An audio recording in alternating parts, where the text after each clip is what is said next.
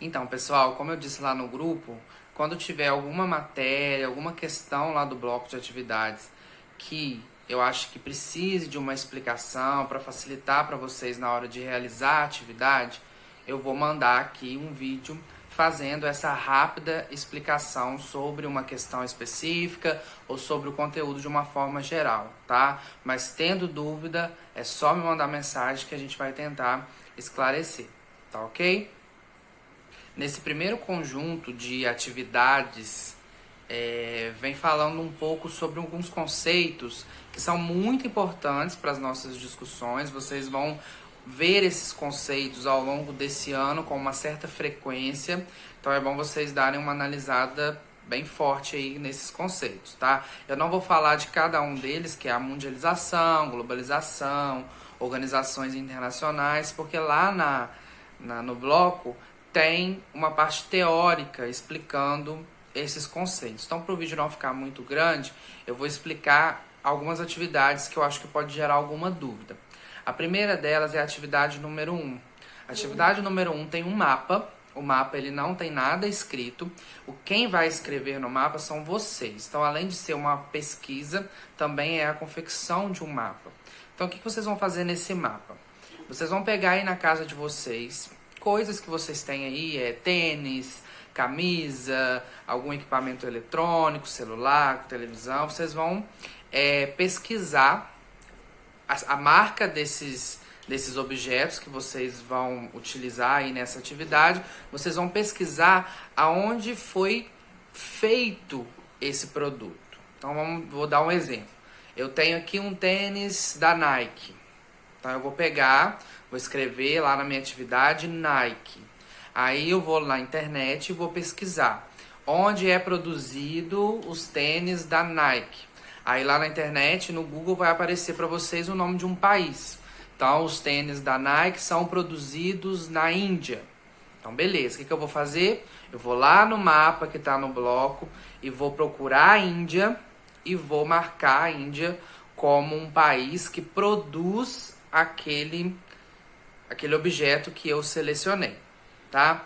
Depois, o que você vai fazer? Você vai pesquisar aonde fica a sede da empresa Nike, porque a produção e a gerência, a sede da empresa, geralmente não fica no mesmo país. Então, a hora que você pesquisar lá na internet onde fica a sede da empresa Nike, vocês vão ver que provavelmente é nos Estados Unidos. Então, vocês vão marcar lá no mapa os Estados Unidos como um país que é a sede dessa empresa.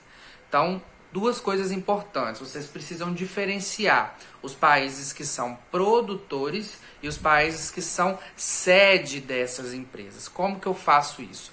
O mapa, geralmente, ele é diferenciado pelas cores. Então, lá no meu mapa, eu vou colorir, por exemplo, os países sede das empresas de azul. E os países produtores desses produtos, né, que produzem esses produtos dessas empresas, eu vou colorir de vermelho. E aí eu vou criar uma legenda, isso tudo tá lá na atividade, letra A, letra B, letra C e letra D, tá? Só tô simplificando. E aí eu vou criar uma legenda, onde eu vou colocar um quadradinho azul e escrever países sede das empresas. E com outro quadradinho colorido de vermelho que eu vou escrever países produtores dos produtos dessas empresas, tá? Para facilitar, como o mapa não tem nada escrito, eu vou enviar no grupo um outro mapa de referência para vocês localizarem esses países, tá bom? E por último, vocês vão escrever um nome para esse mapa. Todo mapa tem que ter um título. Qual que pode ser o título desse mapa? O título ele sempre tem que estar relacionado com o que o mapa está mostrando. Então o mapa não é de países produtores e países sede de empresas multinacionais, por exemplo. Isso pode ser um nome. Então vocês vão criar o nome para esse mapa de acordo com o que vocês acharem que tem a ver com o assunto que está sendo trabalhado ali no mapa, tá?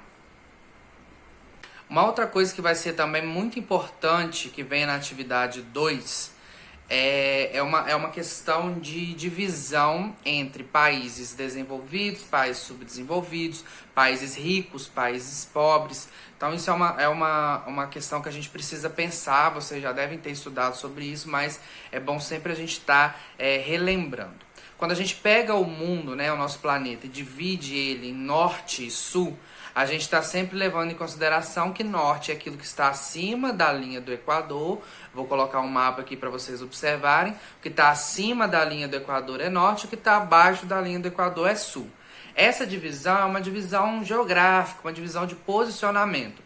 Mas quando a gente leva em consideração a questão do país ser mais rico, o país ser mais pobre, o país ser mais desenvolvido ou menos desenvolvido, essa divisão norte e sul, ela não leva em consideração exatamente a linha do Equador retinha.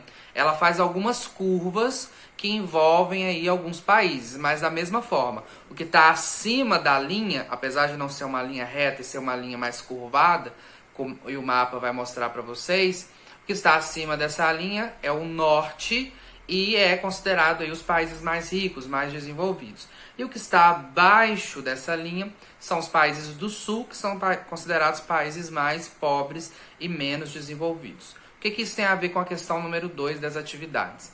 Quando vocês fizeram lá o mapa da número 1, se vocês pegarem algumas das marcas que vocês têm em casa, a maior parte dessas marcas são marcas de fora, são marcas estrangeiras, que geralmente são empresas transnacionais, são empresas que estão em todos os países. Então, igual eu falei, a Nike, tem a Coca-Cola, a Adidas, a Apple, a Samsung, todas essas empresas são empresas transnacionais. Tá? E aí, o que vocês precisam fazer na número 2? Vocês vão escrever como que está distribuído. Será que os países que produzem esses produtos, eles estão mais no norte ou mais no sul? São países mais ricos ou mais pobres? E os países que têm a sede dessas empresas? Será que são países que estão ao norte, mais ricos, ou países que estão ao sul, mais pobres? Então, na número 2, vocês vão fazer essa análise. Os países mais ricos concentram a produção ou a gerência das empresas? E os países mais pobres concentram a produção ou a gerência das empresas? Tá? Então vocês vão fazer essa análise aí na número 2.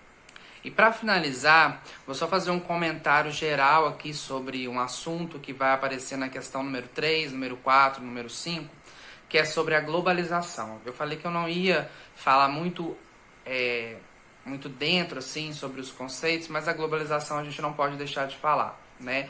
A globalização é um fenômeno que ligou o mundo inteiro, né? Por isso que o nome é globalização, ela é global. Então o mundo, todos os países, todos os lugares, eles estão interligados de alguma forma, seja pela tecnologia, pelos transportes, pela informação, pelos meios de comunicação. Então, de alguma forma, o mundo ele está interligado. E isso tem uma série de consequências, tanto positivas quanto negativas. Então, se a gente for falar das vantagens da globalização, tem a ver com isso, né? O mundo ele ficou mais facilitado, a informação ela é acessada de uma forma mais fácil, mais rápido. Os problemas eles são detectados também numa velocidade maior. A gente tem acesso a produtos, a informação, a várias coisas que há um tempo atrás a gente não teria. Então isso tudo facilitou um pouco a vida em alguns aspectos.